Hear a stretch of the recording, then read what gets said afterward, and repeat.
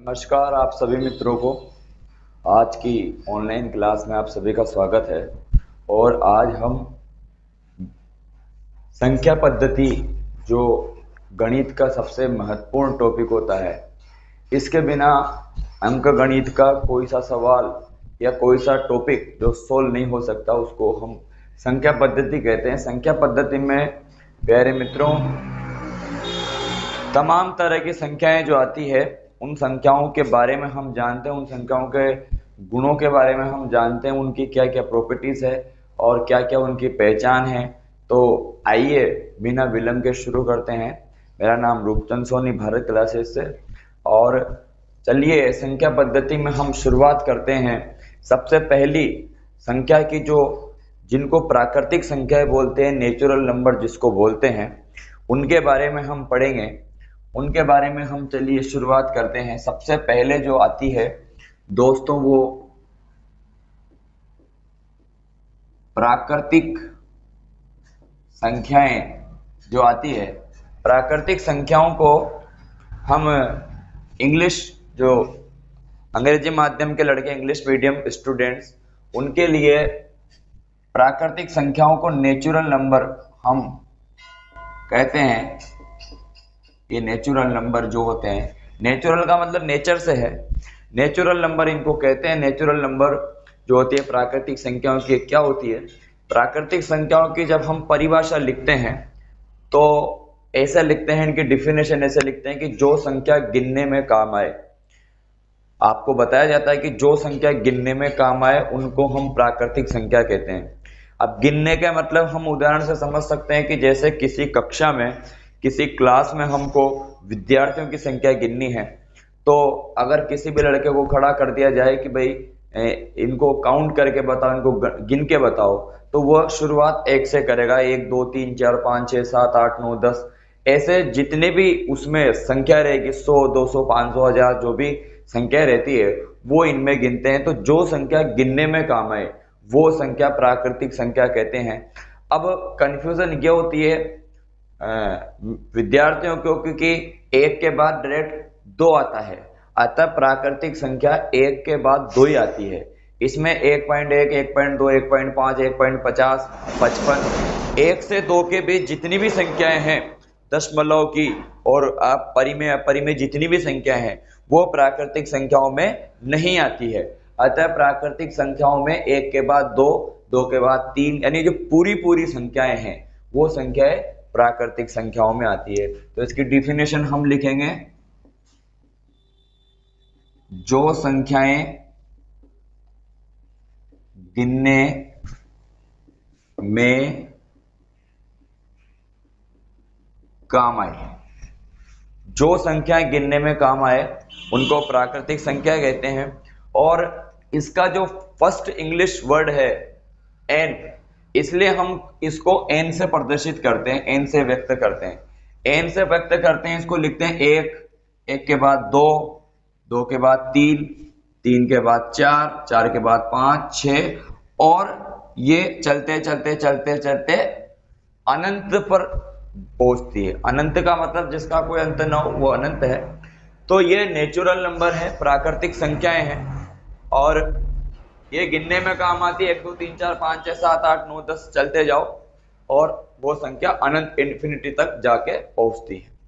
तो ये प्राकृतिक संख्या है। संख्या पद्धति जो हम पढ़ते हैं टॉपिक, हम आगे संख्या पद्धति में प्राकृतिक संख्याओं के बाद पूर्ण संख्या पढ़ेंगे, पूर्णांक संख्याओं पढ़ेंगे, अभाज्य संख्या पढ़ेंगे, भाज्य पढ़ेंगे, परिमेय पढ़ेंगे, अपरिमेय पढ़ेंगे, सभी तरह की संख्याएं जो हम पढ़ेंगे।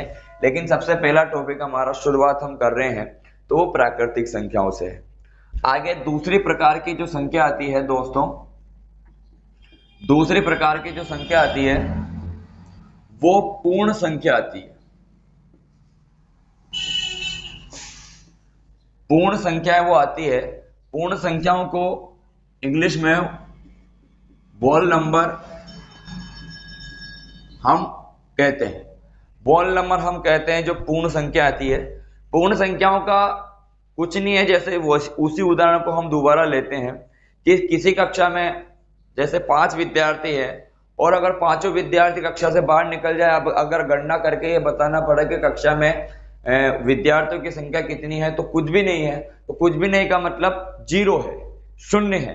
अतः जो शून्य की स्थिति जो शुरू होती है, यानी इसकी परिभाषा में यह है कि यदि प्राकृतिक संख्याओं में मात्र जीरो और मिला दिया जाए, वही की वही डिफिनेशन है, मात्र जीरो को और सम्मिलित कर दिया जाए, जीरो को और मिला दिया जाए, तो वो संख्याओं का जो समूह है, ग्रुप है, वो पूर्ण संख्याओं का बन जाएगा, वोल नंबर का बन जाएगा। इसको हम W से प्रदर्शित करते हैं, W से व्यक्त करते हैं। 0, 1, 2, 3, 4, 5 और ये भी अनंत तक जाती है।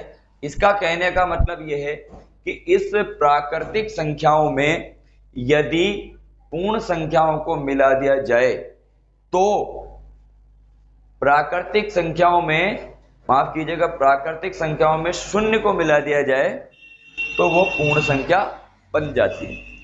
तीसरे प्रकार की जो संख्या होती है, यानी सी जो ऑप्शन हम देते हैं, वो आती है पूर्णांक संख्याएं। पूर्णांक संख्या वो आती है, इनको इंटेजर नंबर हम कहते हैं। इंटेजर नंबर इसको हम अंग्रेजी में कहते हैं, और इसको प्रदर्शित करते हैं हम जेड से।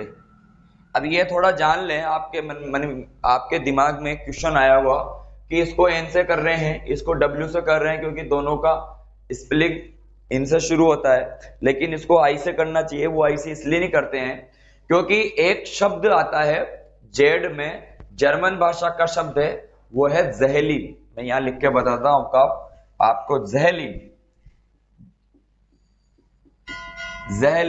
ये ज़ेहेलिन जो शब्द आता है, ये ज़ेहेलिन शब्द का अर्थ होता है गिनना। जर्मन भाषा का शब्द है। उस गिनने के हिसाब से इसी जेड को यूज हम पूर्णांक संख्याओं के बताने के लिए करते हैं। तो पूर्णांक संख्याओं को बताने के लिए हम जेड का प्रयोग करते हैं। पूर्णांक संख्या क्या होती है?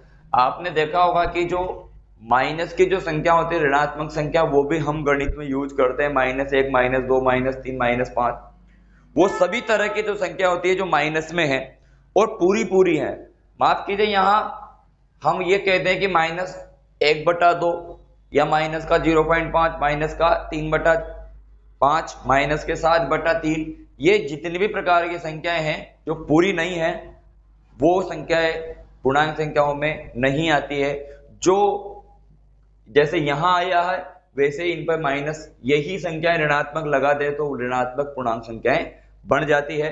अतः हम क्या कहते हैं कि पूर्णांक संख्याओं के ग्रुप में माइनस की संख्याएं, जीरो और धनात्मक संख्याएं तीनों आती है। इसको ऐसा करते हैं, माइनस अनंत से हम शुरू करते हैं। तो माइनस अनंत से चलती है जितनी माइनस की संख्याएं, और जैसे -3, -2, -1, 0, 1, 2, 3, 4 और अनंत तक। ये तीनों प्रकार की संख्याएं होती है, जो इनको हम अगर चाहें तो संख्या रेखा पर हम बता सकते हैं। ये संख्या रेखा पर हम इसको बता सकते हैं। संख्या रेखा पर यहाँ जो आएगा वो 0 होगा। इधर की जो संख्या रहेगी वो प्राकृत रहेगी और धनात्मक रहेगी। तो इधर की जो संख्या जो 1, 2, 3, 4 और अनंत तक जाती है, ये अनंत तक जाती है, और इधर भी माइनस अनंत तक जाती है। यहां पर -1, -2, -3, -4 और ये अनंत तक।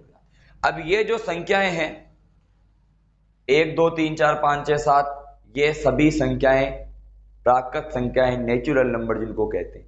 और यदि 0 और मिला दिया जाए तो यही संख्याएं पूर्ण संख्या बन जाएगी, और इनको मिला दिया जाए तो ये सभी संख्याएं पूर्णांक संख्या बन जाएगी। अब ये प्रश्न आता है तुम्हारे कक्षाओं में कि क्या प्रत्येक पूर्णांक संख्या पूर्ण संख्या है? बिल्कुल है।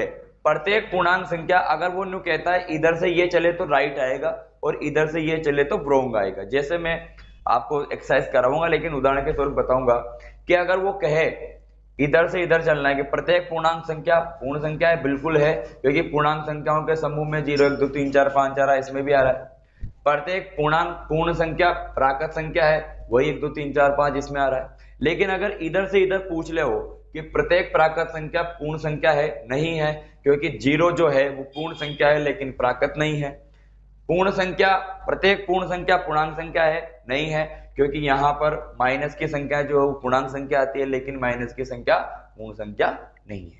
तो ये तीनों हम नंबर सिस्टम में आज हमने पढ़ा है, और ये इसके बाद हम आगामी परिमेय, परिमेय भाज्य भाज्य और सम विषम ये हम छोटे कक्षाओं में पढ़ेंगे। लेकिन वापस जब कोर्स चालू होने से पहले रिवाइज इसको कर लेते हैं कक्षा 9-10 के पाठ्यक्रम से पहले, क्योंकि इन संख्याओं की हमको पूरे कोर्स में 10वीं के और 9वीं के 8वीं के सभी में हमको जरूरत पड़ने वाली है। तो चलिए आज हमने जो पढ़ा है उसका रिवाइज कर लेते हैं। नंबर सिस्टम का टॉपिक हमने पढ़ा है जो कक्षा 9 के पहले चैप्टर का नाम है। चलिए शुरू करते हैं। प्राकृतिक संख्या नेचुरल नंबर जो होती है, जो संख्या गिनने में काम आती है, 1 2 3 4 5 6 7 8 9 इन्फिनिटी अनंत तक जाती है।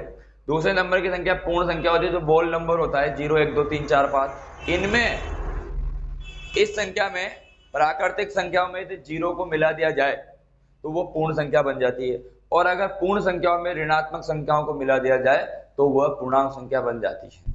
ये हमारा नंबर सिस्टम की पहली 3 संख्या थी। इसको n से प्रदर्शित करते हैं क्योंकि नेचुरल नंबर है, इसको w से प्रदर्शित करते हैं, और इसको i से प्रदर्शित नहीं करते हैं, इसको z से प्रदर्शित करते हैं, क्योंकि जर्मन भाषा का एक शब्द जहलिन है, और जहलिन का मतलब गिनना होता है, और उसी जहलिन शब्द के z से यहाँ लिया गया है। आज की क्लास आपको अच्छी लगी? अपने विचार, अपने सुझाव हमें कमेंट बॉक्स में बताएं, और इस चैनल को सदस्यता ले चैनल को सब्सक्राइब करें, और अगर फेसबुक पर देख रहे हैं तो इस पेज को लाइक करें और शेयर करें, ताकि सभी दूर दराज जो पढ़ने वाले छात्र हैं उनको हम ये पढ़ा सके। इसी उद्देश्य के साथ इस ऑनलाइन क्लास की शुरुआत की गई। बहुत बहुत नमस्कार, बहुत बहुत नमस्ते, जय हिंद, जय भारत।